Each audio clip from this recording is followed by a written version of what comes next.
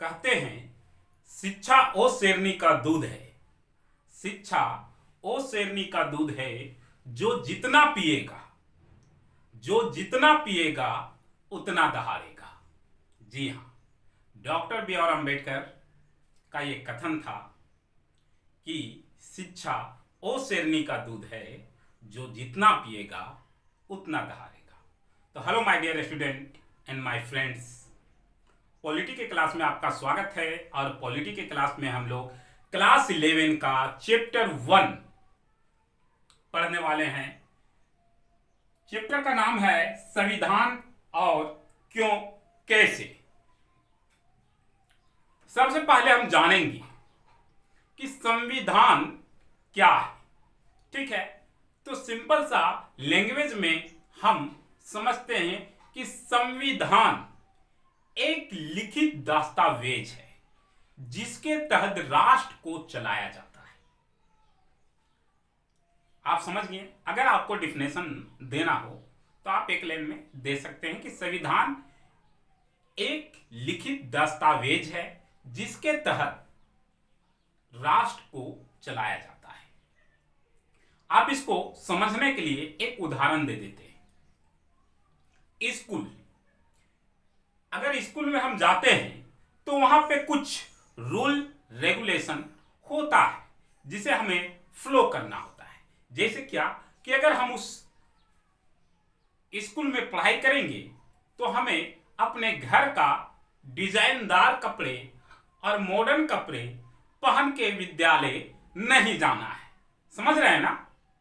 ये नहीं कि जींस लगा लिए, टी शर्ट पहन लिए, चश्मा लगा लिए। और गर्ल्स की अगर बात करें तो ये नहीं कि मॉडर्न वेस्टर्न ड्रेसेस पहन लिए, लिपस्टिक, काजल, पाउडर, कानों में झुमका, कनबाली, नथुनी, लिपस्टिक, काजल, पाउडर लगा के स्कूल जाना। ऐसा तो नहीं है। यानी कि भैया आपको अगर विद्यालय में पढ़ना है तो हमारा कुछ रूल है, रेगुलेशन है, कुछ नीति है, कुछ नियम है। क्या है वो? तो वो ये है कि आपको हमारे स्कूल कोड में आना होगा। यानी हमारे यहाँ से जो ड्रेसेस दिए जाएंगे वो ड्रेस पहन के आपको आना है। और यहाँ पे आके आपको जो है से सभी टीचर को गुड मॉर्निंग या फिर पैर छू के प्रणाम करना है। या फिर सभी का एक रूल है कि आपके क्लास में फलना टीचर ये सब्जेक्ट पढ़ाएंगे, तो रितेश सर ये सब्जेक्ट पढ़ाएंगे, साइंस, इंग्लिश, एसएसटी, सारे सब्जेक्ट अलग अलग टीचर। यानी एक पूरे रूल और रेगुलेशन के तहत वहां पे काम हो रहा है। तो उसी प्रकार जब किसी राष्ट्र में हम रहते हैं तो उस राष्ट्र का भी कुछ रूल और रेगुलेशन होता है।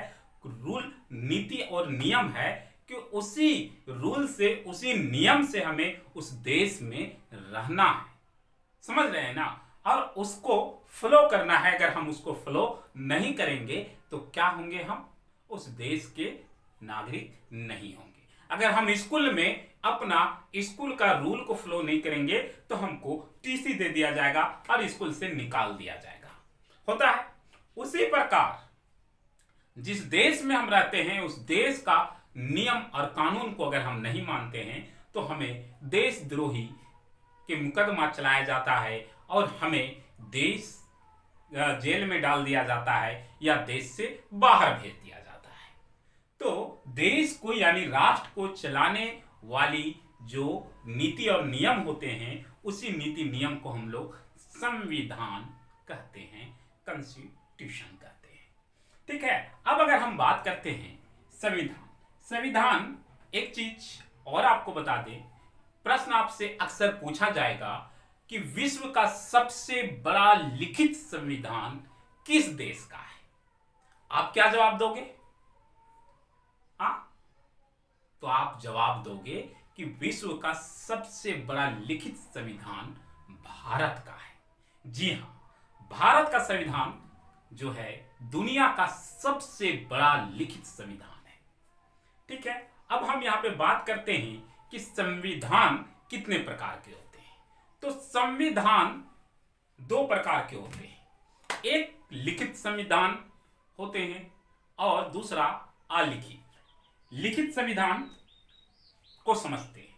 लिखित संविधान में क्या है कि भारत का, उदाहरण के तौर पे भारत का संविधान एक लिखित संविधान है, जहां पे एक सारे कम्युनिटी के लोग मिल के, ठीक है ना, सारे मिल के उसके बाद सारे हितों की बात समझ के एक नियम लागू किया जाता है, जिसको मेंशन किया जाता है, यानी कि लिखा जाता है। किसमें? एक दस्तावेज में लिखा जाता है, जो दस्तावेज को हम लोग संविधान कहते हैं, लिखा जाता है। तो लिख के लिखा, यानी कि वो नीति और नियम जिसको लिखित रूप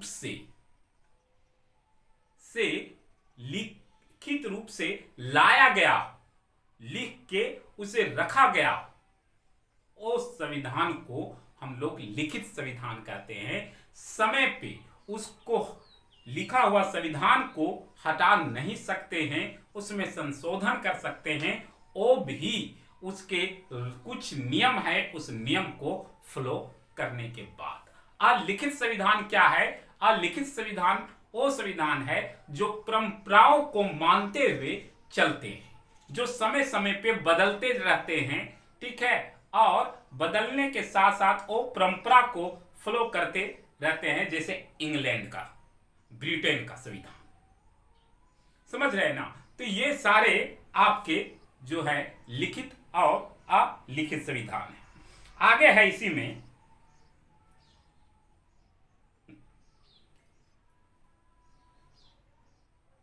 कि संविधान का कार्य क्या है। तो संविधान का कार्य अगर हम बात करते हैं तो संविधान का कार्य है, संविधान के 3 प्रमुख अंग होते हैं, ये जान लेंगे पहले। संविधान के अंग, अंग मतलब आप समझ रहे, अंग बॉडी। संविधान के 3 प्रमुख अंग है। क्या है 3 प्रमुख? पहला विधायिका, ठीक है, पहला क्या है? विधायिका है, दूसरा कार्यपालिका है और तीसरा न्यायपालिका है। ये 3 अंग होते हैं। संविधान सरकार के तीनों अंगों की शक्तियों का व्याख्या करता है तथा उनके कर्तव्यों को सीमा तय करता है। सबसे पहले संविधान के 3 अंग होते हैं और इन तीनों अंगों का कार्य को व्याख्या करता है, कार्य को बताता है, उनकी सीमा को दर्शाता है कि तुम्हारा ये काम है, तुम्हारा ये काम है, तुम यही काम कर सकते हो, तुम इतने ही काम कर सकते हो, ठीक है। और उसके कार्य को कहने का मतलब है कि संविधान जो है वो संविधान के तीनों अंगों के कार्यों को दर्शाता है, बताता है, उसकी सीमा को दर्शाता है, ठीक है। आगे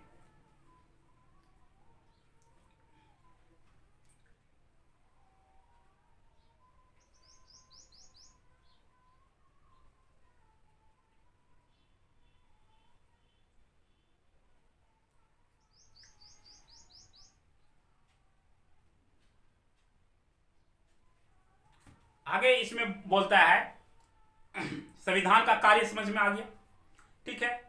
और संविधान का कार्य क्या है? संविधान का कार्य है जनता के बीच, जनता और सरकार के बीच संबंधों को बतलाना, उनके बीच के मेल मिलाव को रखना। ऐसा नहीं कि जनता आपको लूटते रहे और आप अपने सरकार आपको लूटते रहे जनता को, और जनता अपने मांग के लिए, अपने जस्टिस के लिए, अपने न्याय के लिए वो कहां जाए?